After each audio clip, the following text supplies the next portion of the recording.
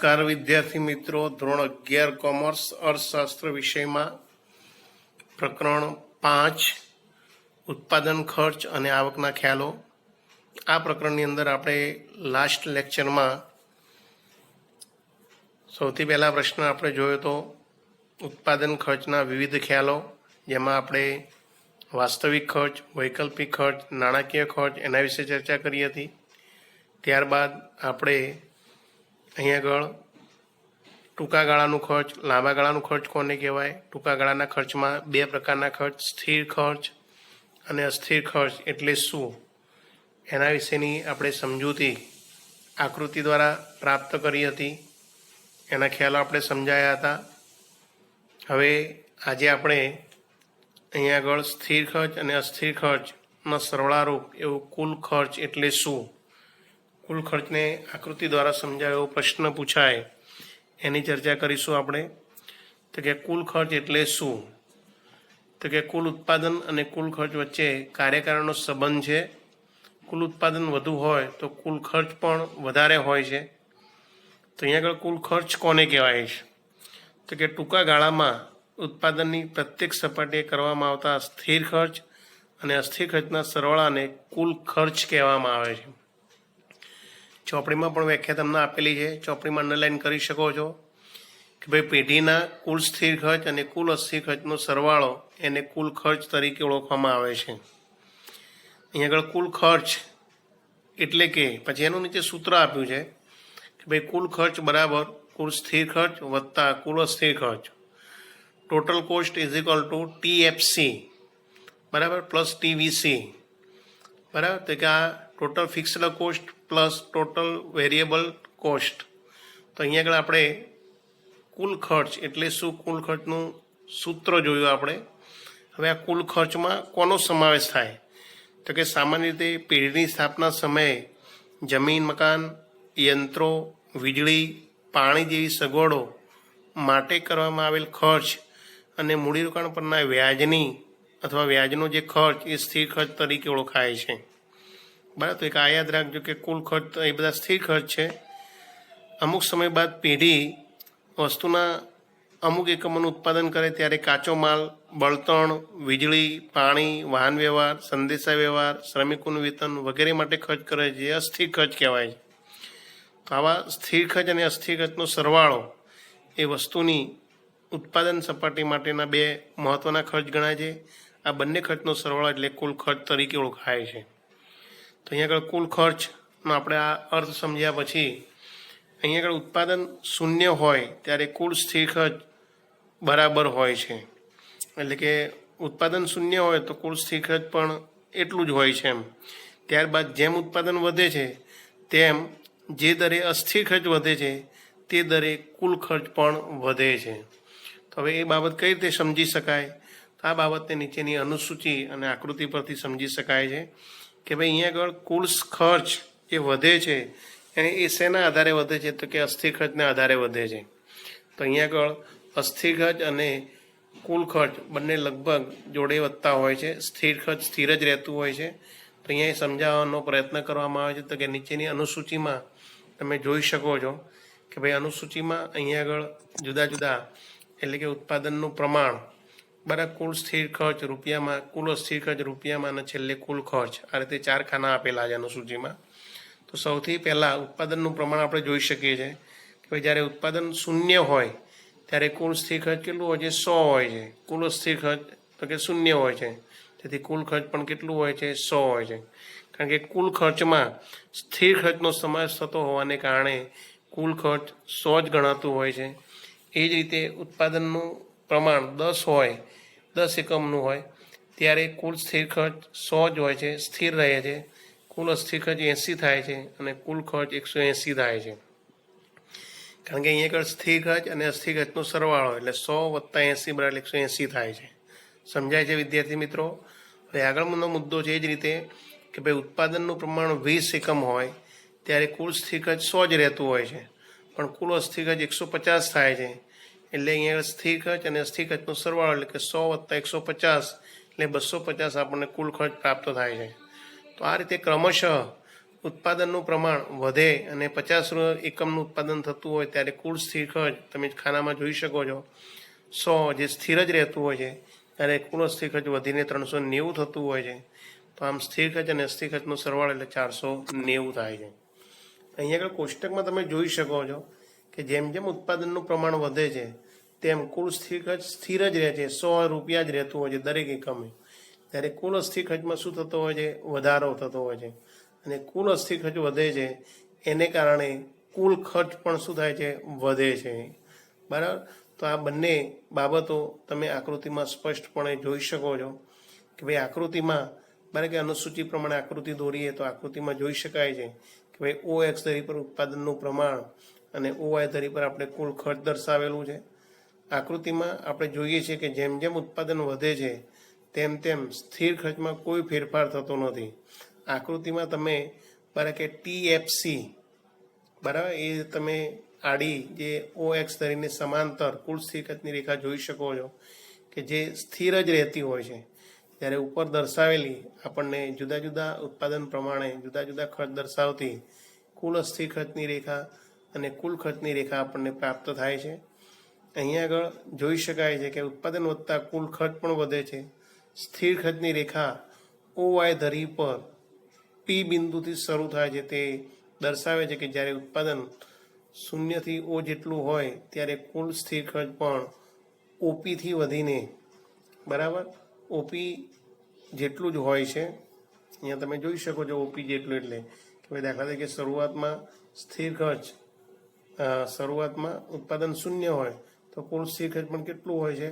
તો કે OP જેટલું એટલે કે 100 એકમ જેટલું, અહીંયા 100 રૂપિયા જેટલું હોય છે. એટલે 0 થી O એ OP એ સ્થિર ખર્ચ બતાવે છે. બરાબર. પછી જેમ જેમ અહીંયા એમ કહે છે કે ભાઈ ઉત્પાદન વધે છે તેમ કુલ ખર્ચ સ્થિર રહે છે.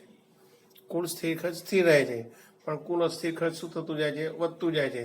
તેથી કુલ અસ્થિર ખર્ચની રેખા ડાબી બાજુથી જમણી બાજુ ઉપર તરફ જતી જોવા મળે છે. અહીંયા જોઈ શકો છો કુલ અસ્થિર ખર્ચની રેખા જેમ જેમ અહીંયા આગળ ઉત્પાદન વધતું જાય છે એમાં ખર્ચ જે એના પોઈન્ટ બતાવે છે આકૃતિમાં જે ઘાટા ડોટ બતાવેલા છે એ જુદા જુદા ઉત્પાદનને ખર્ચ બતાવે છે.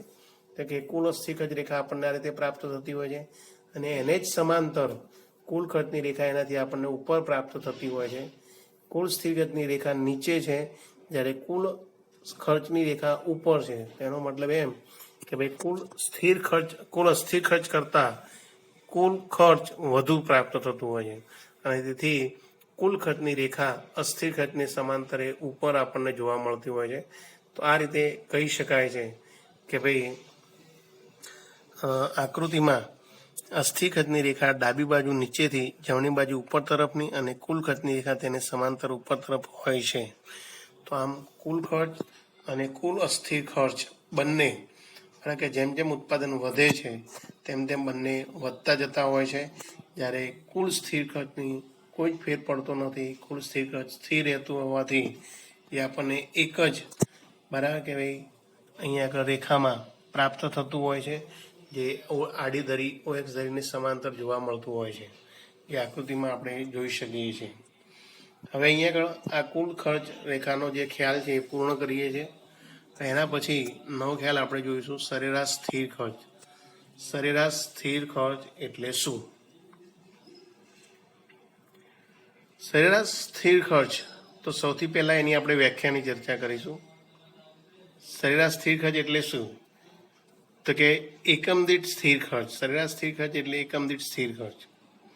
એની વ્યાખ્યા આપવામાં આવે છે કે પેઢીના કુલ સ્થિર ખર્ચને કુલ ઉત્પાદનના એકમો વડે ભાગવાથી જે ખર્ચ મળે છે તેને સરેરાશ સ્થિર ખર્ચ કહે છે. ફરી એકવાર વિદ્યાર્થી મિત્રો યાદ રાખજો, પેઢીના કુલ સ્થિર ખર્ચને કુલ ઉત્પાદનના એકમ વડે ભાગવાથી જે ખર્ચ મળે છે તેને સરેરાશ સ્થિર ખર્ચ કહે છે. અહીં આગળ સરેરાશ સ્થિર ખર્ચ એ એકમ દીઠ સ્થિર ખર્ચ છે. આ ખર્ચને શોધવા માટે નીચે મુજબનું સૂત્ર આપવામાં આવે છે. સૂત્ર તમે જોઈ શકો છો. સરેરાશ સ્થિર ખર્ચ બરાબર કુલ સ્થિર ખર્ચ ભાગ્યા કુલ ઉત્પાદનના એકમો. આ એનું સૂત્ર છે, યાદ રાખજો. સરેરાશ સ્થિર ખર્ચ બરાબર કુલ સ્થિર ખર્ચ ભાગ્યા કુલ ઉત્પાદનના એકમો. અહીંયા આગળ આપણે એને અંગ્રેજીમાં AFC = TFC/TP એએફસી એટલે કે એને એવરેજ ફિક્સ્ડ કોસ્ટ કહેવામાં આવે છે, જ્યારે ટીએફસી એટલે કે કુલ સ્થિર ખર્ચ ટોટલ ફિક્સ્ડ કોસ્ટ, અને ટીપી એટલે ટોટલ પ્રોડક્શન કુલ ઉત્પાદન તરીકે ઓળખાય છે. તો હવે આ બાબતને એક ઉદાહરણ દ્વારા સમજીએ તો આપણને સરેરાશ સ્થિર ખર્ચ સમજાઈ શકે છે કે ભાઈ દાખલા તરીકે કોઈ એક પેઢીનું કુલ સ્થિર ખર્ચ ₹50,000 છે અને આ પેઢી 1,000 એકમોનું ઉત્પાદન કરે છે. તો આ સ્થિતિમાં સરેરાશ સ્થિર ખર્ચ પેઢીનું કેટલું હોઈ શકે? તો હવે આ બાબતને આપણે સૂત્રમાં રજૂ કરીએ તો નીચે સૂત્રમાં તમે જોઈ શકો છો કે ભાઈ સરેરાશ સ્થિર ખર્ચ બરાબર 50,000 એ પેઢીનું કેવું ખર્ચ છે? તો કુલ સ્થિર ખર્ચ છે. અને આ પેઢી 50,000 સ્થિર ખર્ચ કરે છે એ શેના માટે? તો કે 1,000 એકમોનું ઉત્પાદન કરે છે. તો કે 1,000 એકમો ઉત્પાદનો એ આપણે નીચે સૂત્રમાં મૂકીએ છીએ. તો કે 50,000 ભાગ્યા 1,000 કરતાં આપણે ₹50 એ સરેરાશ સ્થિર ખર્ચ તરીકે પ્રાપ્ત થાય છે. એટલે કે એક એકમ ઉત્પાદન કરવા માટેનું ખર્ચ ₹50 થાય છે એવું અહીંયા કહી શકાય છે. તો આમ આપણને સરેરાશ ખર્ચ આ રીતે પ્રાપ્ત થતું હોય છે, જેને એકમ દીઠ ખર્ચ તરીકે પણ ઓળખવામાં આવે છે. તો વિદ્યાર્થી મિત્રો એક આ યાદ રાખજો વ્યાખ્યાની કે ભાઈ પેઢીના કુલ સ્થિર ખર્ચને કુલ ઉત્પાદનના એકમો વડે ભાગવાથી જે ખર્ચ મળે છે તેને સરેરાશ સ્થિર ખર્ચ કહેવામાં આવે છે. સરેરાશ સ્થિર ખર્ચ બરાબર કુલ સ્થિર ખર્ચ ભાગ્યા કુલ ઉત્પાદનના એકમો. ઉદાહરણ દ્વારા એની સમજૂતી, અને હવે એની પછી એક આકૃતિ દ્વારા પણ સમજૂતી આપવામાં આવતી હોય છે. તો આકૃતિમાં તમે જોઈ શકો છો, આકૃતિમાં અનુસૂચિ પણ બનાવવામાં આવે, બરાબર. તો કે અનુસૂચિ પરથી આકૃતિ દોરી શકાય. તો અહીંયા આગળ અનુસૂચિમાં તમે જોઈ શકો છો ઉત્પાદનનું પ્રમાણ 10, 20, 30, 40, 50 એ રીતે ઉત્પાદનના એકમો દર્શાવે છે. કુલ સ્થિર ખર્ચ તો કે કુલ સ્થિર ખર્ચ સ્થિર જ રહેતું હોય છે દરેક એકમે, એટલે આપણે 100 બતાવ્યું છે. અને કુલ સ્થિર ખર્ચ ભાગ્યા ઉત્પાદનના એકમોનું પ્રમાણ એટલે આપણને સરેરાશ ખર્ચ મળે છે.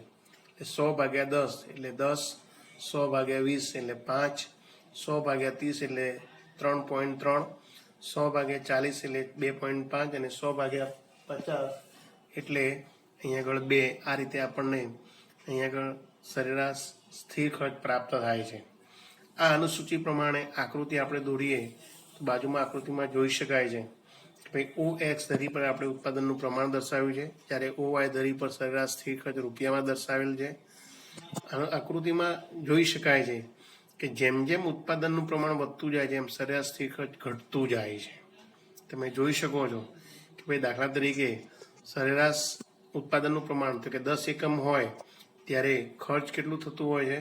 તો કે સરેરાશ સ્થિર ખર્ચ 10 થાય છે, જે આપણને આકૃતિમાં એ બિંદુ દર્શાવે છે. હવે 20 એકમોનું ઉત્પાદન કરીએ ત્યારે સરેરાશ ખર્ચ કેટલું થતું હોય છે? તો કે અહીંયા આગળ ₹5 જેટલું થતું હોય છે, જે આકૃતિમાં આપણને બી બિંદુ દર્શાવે છે.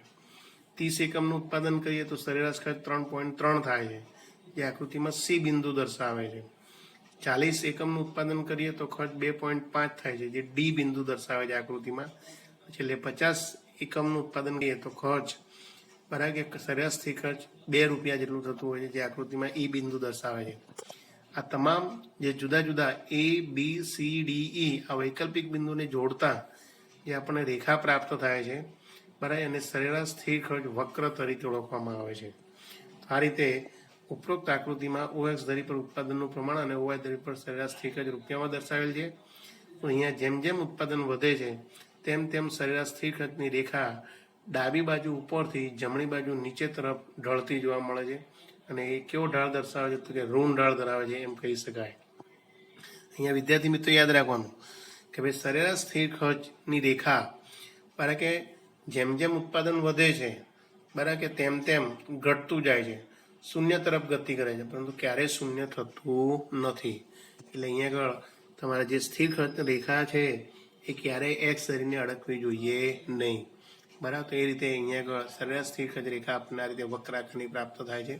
તો અહીંયા આગળ આપણે સરેરાશ સ્થિર ખર્ચ એટલે શું, સરેરાશ સ્થિર ખર્ચની અર્થ સમજ્યા, એનું સૂત્ર, એની ઉદાહરણ દ્વારા સમજૂતી, એની અનુસૂચિ અને અનુસૂચિ પરથી આકૃતિ અને આકૃતિ પરથી આ રીતે સમજૂતી લખાય. આ પરીક્ષામાં 3 ગુણમાં આ રીતે પ્રશ્ન પૂછાતો હોય છે. એ જ રીતે બીજો એક પ્રશ્ન જોઈ લઈએ આપણે અહીંયા આગળ, સરેરાશ અસ્થિર ખર્ચ કોને કહેવામાં આવે છે? સરેરાશ સ્થિર ખર્ચ એટલે શું? તો એનું સૂત્ર પણ છે, એની વ્યાખ્યા પહેલા આપણે જોઈએ. તો કે પેઢીના કુલ અસ્થિ ખર્ચને કુલ ઉત્પાદનના પ્રમાણ વડે ભાગતા સરેરાશ અસ્થિ ખર્ચ મળે છે. જો આ વ્યાખ્યા છે, અંડરલાઈન કરજો, ચોપડીમાં યાદ રાખજો કે ભાઈ પેઢીના કુલ અસ્થિ ખર્ચને કુલ ઉત્પાદનના પ્રમાણ વડે ભાગતા બરાબર જે ખર્ચ મળે છે તેને સરેરાશ અસ્થિ ખર્ચ કહેવામાં આવે છે. સરેરાશ અસ્થિ ખર્ચ એ પણ એકમ દીઠ અસ્થિ ખર્ચ છે. અહીં આગળ ઉત્પાદન ચાલુ રાખવું, બંધ કરવું, વધારવું તે અંગેના નિર્ણય લેવામાં સરેરાશ અસ્થિ ખર્ચનો ખ્યાલ આપણને ઉપયોગી બને છે. તો આ રીતે સરેરાશ અસ્થિ ખર્ચ બરાબર પેલાની જેમ જ છે. પેલું સ્થિર ખર્ચ છે, આ અસ્થિ ખર્ચ છે. તો આનું પણ સૂત્રમાં આને લખી શકાય છે કે ભાઈ સરેરાશ અસ્થિ ખર્ચ બરાબર કુલ અસ્થિ ખર્ચ ભાગ્યા કુલ ઉત્પાદનના એકમો. બરાબર ફરી એકવાર સરેરાશ અસ્થિ ખર્ચ બરાબર કુલ અસ્થિ ખર્ચ ભાગ્યા કુલ ઉત્પાદનના એકમો. આને પણ અંગ્રેજીમાં A V C is equal to T V C upon T P, જેમાં એવીસી બરાબર સરેરાશ અસ્થિ ખર્ચ એને એવરેજ વેરિયેબલ કોસ્ટ કહેવામાં આવે છે. ટીવીસી કુલ અસ્થિ ખર્ચ ટોટલ વેરિયેબલ કોસ્ટ અને ટીપી એટલે કુલ ઉત્પાદન. હવે અહીંયા આગળ સરેરાશ અસ્થિ ખર્ચને આપણે સમજીએ તો એક ઉદાહરણ દ્વારા, તો કે ધારો કે પેઢીનું કુલ અસ્થિ ખર્ચ રૂપિયા 150 છે. અહીંયા પેઢી દાખલા તરીકે કોઈ વસ્તુનું ઉત્પાદન કરે છે એનો અસ્થિ ખર્ચ 150 રૂપિયા છે અને પેઢી અહીંયા 20 એકમોનું ઉત્પાદન કરે છે. તો આ સરેરાશ અસ્થિ ખર્ચ બરાબર સૂત્રમાં મૂકીએ તો કે સરેરાશ અસ્થિ ખર્ચ બરાબર 150 ભાગ્યા 20 એટલે અહીંયા આગળ 7.5 આપણને સરેરાશ અસ્થિ ખર્ચ પ્રાપ્ત થાય છે. આ રીતે સરેરાશ અસ્થિ ખર્ચ પણ શોધી શકાતું હોય છે. અહીંયા આગળ સરેરાશ અસ્થિ ખર્ચની રેખા આપણને કેવી પ્રાપ્ત થાય છે એ આપણે સમજવી પડે. આપણે આગળ જોયું કે સરેરાશ અસ્થિ ખર્ચની રેખા જે અહીંયા આગળ બહિર્ગોળો ટાઈપની પ્રાપ્ત થાય છે એટલે સરેરાશ અસ્થિ ખર્ચ વક્ર તરીકે આપણે એને ઓળખીએ છીએ. અને શૂન્ય તરફ ગતિ કરે પણ શૂન્ય થતી નથી. તો અહીંયા આગળ સરેરાશ અસ્થિ ખર્ચ કેવી રીતે પ્રાપ્ત થાય છે તો એને પણ આપણે જોઈએ તો કે આકૃતિમાં પહેલાં આપણે અનુસૂચિ દર્શાવીએ તો અનુસૂચિમાં તમે જોઈ શકો છો કે ભાઈ ઉત્પાદનનું પ્રમાણ 10, 20, 30, 40, 50, 60, 70 એ રીતે કુલ અસ્થિ ખર્ચ અહીંયા અસ્થિર ખર્ચ છે એટલે સ્થિર રહેતું નથી એટલે વધઘટ થતું હોય છે. તો કે અહીંયા આગળ જોઈ શકો છો કે 80, 150, 210, 290, 390, 500 અને 620 એ રીતે કુલ અસ્થિ ખર્ચ દર્શાવ્યું છે. હવે આપણે સૂત્રમાં મૂકીને અહીંયા આગળ સરેરાશ અસ્થિ ખર્ચ આ રીતે શોધી શકીએ છીએ કે ભાઈ દાખલા તરીકે કુલ અસ્થિર ખર્ચ તો કે 80 ભાગ્યા કુલ ઉત્પાદનના એકમ એટલે કે 10, 80 ભાગ્યા 10 એટલે 8 પ્રાપ્ત થાય છે. ત્રીજા ખાનામાં આપણને 150 ભાગ્યા 20 એટલે 7.5 પ્રાપ્ત થાય છે. 210 ભાગ્યા 30 એટલે 7 પ્રાપ્ત થાય છે. 290 ભાગ્યા 40 એટલે 7.25 પ્રાપ્ત થાય છે. 390 ભાગ્યા 50 એટલે 7.8 પ્રાપ્ત થાય છે અને 500 ભાગ્યા 60 એટલે 8.33 સરેરાશ સ્થિર ખર્ચ આપણને પ્રાપ્ત થાય છે.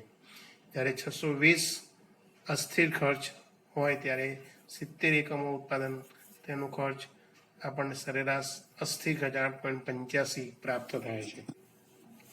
તો હવે આ અનુસૂચિના આધારે આપણે આકૃતિ દોરીએ તો આકૃતિમાં આપણને જોઈ શકાય છે કે ભાઈ આકૃતિમાં તમે OX ધરી પર ઉત્પાદનનું પ્રમાણ અને OY ધરી પર સરેરાશ સ્થિર ખર્ચ રૂપિયામાં દર્શાવેલું છે. શરૂઆતમાં 10 એકમનું ઉત્પાદન થતું હોય ત્યારે સરેરાશ અસ્થિર ખર્ચ કેટલું 8 પ્રાપ્ત થાય છે જે આપણને એ બિંદુ દર્શાવે છે.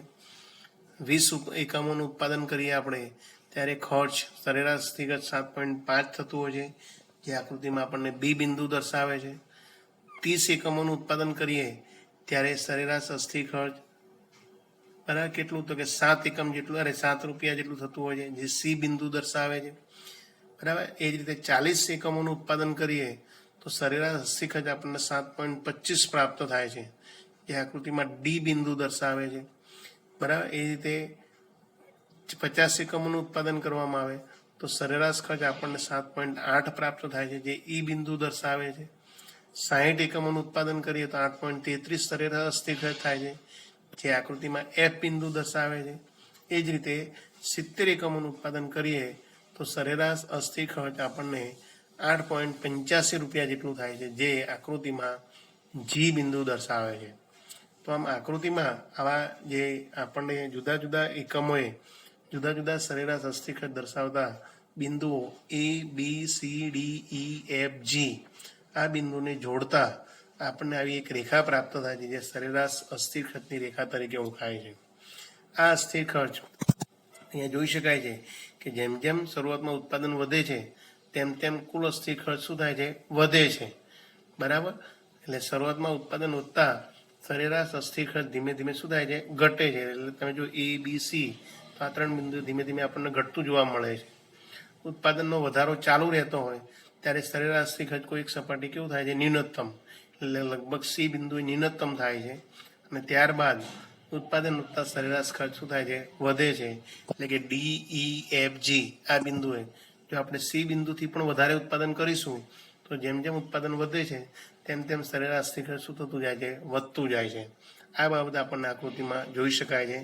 અને આમ આકૃતિ જોતા જણાય છે કે અહીંયાની સમજૂતી આપી છે નીચે કે ભાઈ સરેરાશ અસ્થિર ખર્ચની રેખા શરૂઆતમાં ડાબી બાજુથી જમણી બાજુ ઉપરથી નીચે તરફ જતી જોવા મળે છે. એટલે કે ઋણ ઢાળવાળી જોવા મળે છે. બરાબર. ઉત્પાદન વધતા સરેરાશ અસ્થિર ખર્ચ શરૂઆતમાં ઘટે છે. એટલે આપણે A, B, C એ 3 બિંદુએ ઘટતું જોવા મળે છે. પરંતુ 30મા એકમો એટલે કે C બિંદુએ સરેરાશ અસ્થિર ખર્ચ લગભગ સ્થિર રહેવાનું વલણ ધરાવે છે. એટલે કે ન્યૂનતમ થાય છે. બરાબર. કારણ કે ત્યાં આગળ વધતી પેદાશનો નિયમ લાગતો હોય છે અને ત્યારબાદ ઘટતી પેદાશનો નિયમ લાગતો હોય છે. એને કારણે ત્યાં આગળ એ સ્થિર થતું હોય છે. અને ત્યારબાદ જો આપણે ઉત્પાદન ચાલુ રાખીએ, પેઢી ઉત્પાદન ચાલુ રાખીએ તો ઉત્પાદન જેમ જેમ વધે છે તેમ તેમ D, E, F, G એ બિંદુએ સરેરાશ અસ્થિર ખર્ચ શું થતું જાય છે? વધતું જાય છે. તો આમ આપણને અહીં આગળ સરેરાશ અસ્થિર ખર્ચની રેખા આપણને આ રીતે યુ આકાર જેવા પ્રાપ્ત થતી હોય છે, જે આકૃતિમાં આપણને જોઈ શકાય છે. હવે આના પછીનો જે મહત્વનો ખ્યાલ છે સરેરાશ ખર્ચ, એની ચર્ચા આપણે નેક્સ્ટ લેક્ચરમાં કરીશું. તો વિદ્યાર્થી મિત્રો, આપણે અહીં આગળ જે 3 પ્રશ્નોની ચર્ચા કરી, કુલ ખર્ચ, ત્યાર પછી સરેરાશ સ્થિર ખર્ચ, સરેરાશ અસ્થિર ખર્ચ, આ 3 ખર્ચના જે પ્રશ્નો છે એ આકૃતિ સાથે દોરીને નોટબુકમાં લખીને તૈયાર કરી જવા. નેક્સ્ટ લેક્ચરમાં આપણે સરેરાશ ખર્ચ વિશે ચર્ચા કરીશું. ઓકે.